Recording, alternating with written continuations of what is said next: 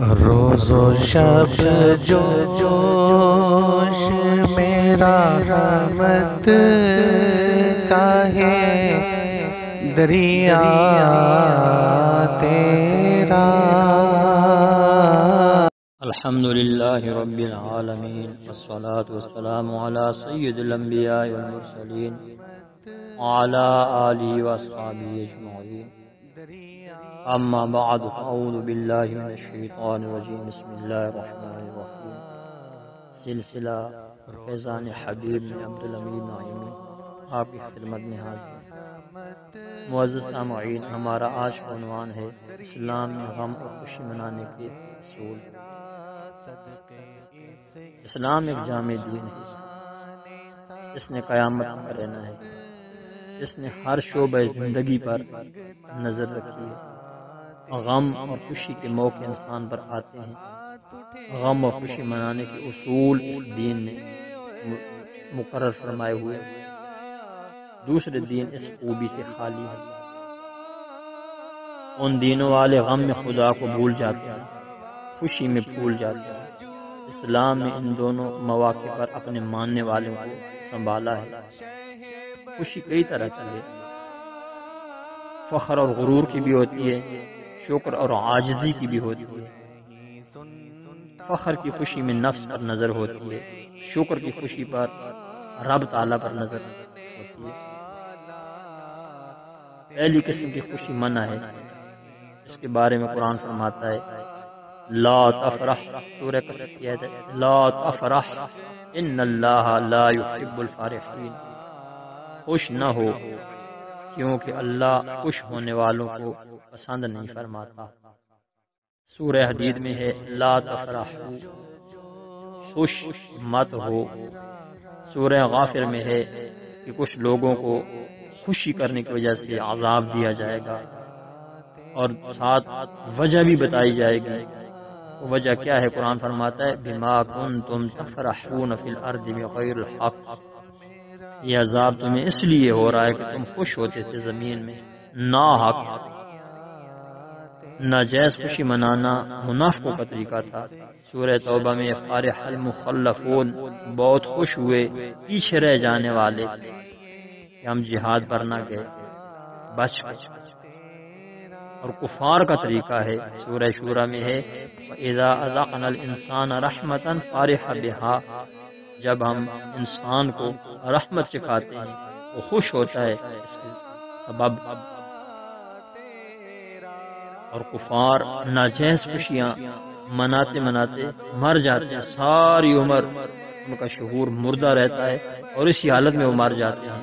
سورہ انعام میں ہے حتی اذا فرحوا بما اوتوا، یہاں تک کہ وہ خوش ہو گئے جب اس پر جو ہم نے انہیں دیا، جو دیے گئے اس ساری نعمتوں پر وہ خوش ہو گئے، اخذناہم بغتۃ، اچانک ہم نے ان کو گرفتار کیا، پکڑ لیا، ان کی گرفت ہو گئی۔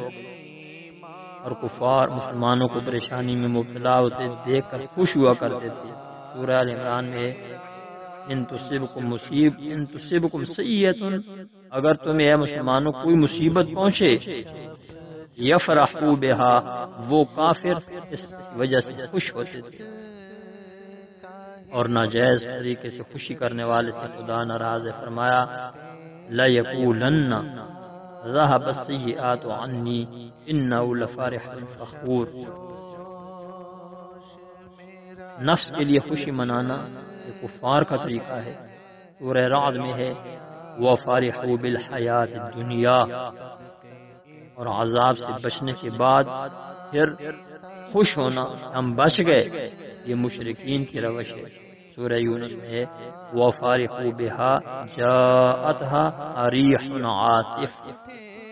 ان آیات سے کیا حاصل ہوا کہ خوشی منانا ناجائز ہے، لیکن یہ کون سی خوشی ہے؟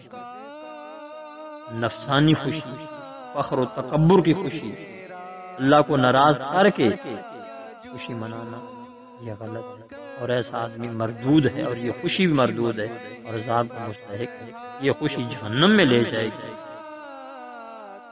اور جائز خوشی منانا درست ہے، اس لیے کہ اس میں رب پر نظر ہوتی ہے، رب کی نعمت اور احسانات پر نظر ہوتی ہے۔ اس کی مثالیں قرآن مجید سے عرض کرتے ہیں۔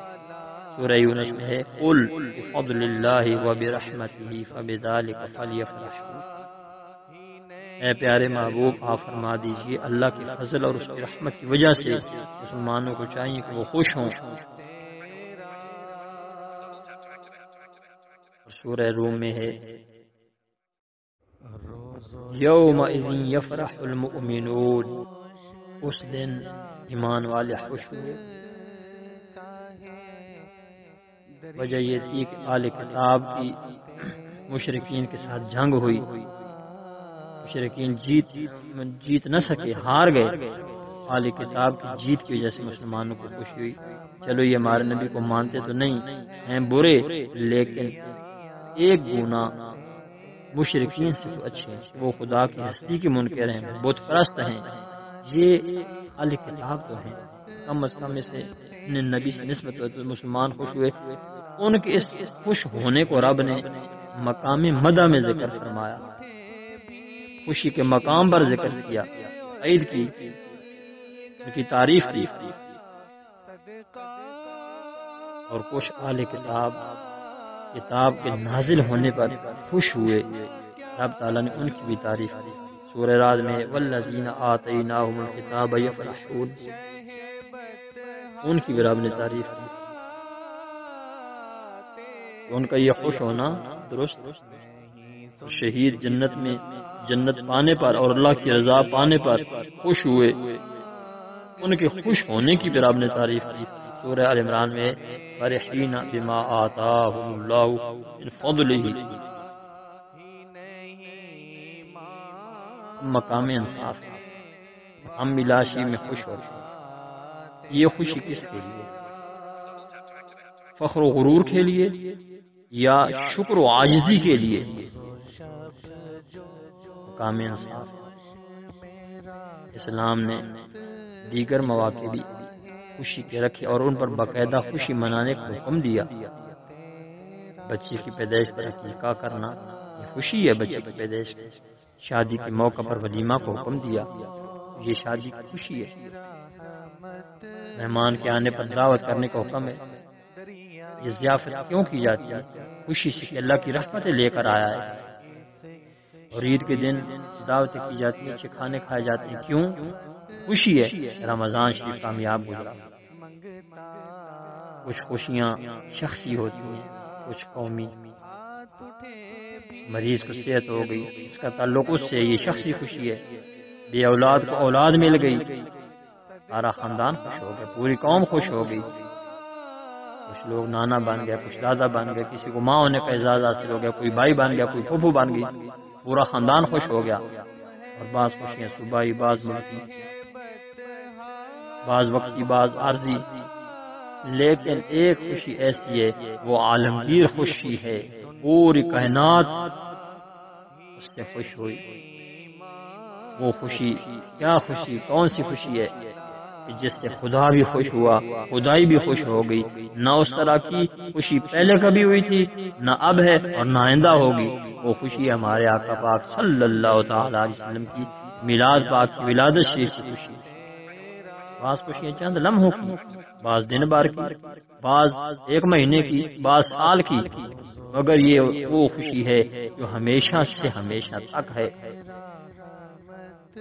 خدا خوش ہوا، اس پر دلیل یہ ہے اس سال سرکار صلی اللہ تعالی علیہ وسلم کی ولادت کے صدقے رب نے سب ماؤں کو بیٹے عطا فرمائے، نور سے آسمان چمکا دیا، کعبہ شریف چمکا دیا، آتشالی تھی وہ ختم کر دی، اسرا کے 14 کنگرے گر گئے، فارش کا 1000 سے روشن آتش کدا بجھا دیا، دریا ساوا خشک ہو گیا، ہر طرف بہار ہی بہار آ گئی، ہریالی آ گئی، سبزہ اگایا گیا، حضرت علیمہ کے جانور موٹے ہو گئے، دودھ زیادہ دینے لگے۔ یہ سارے کام کیا انسان نے ان سے کروائے؟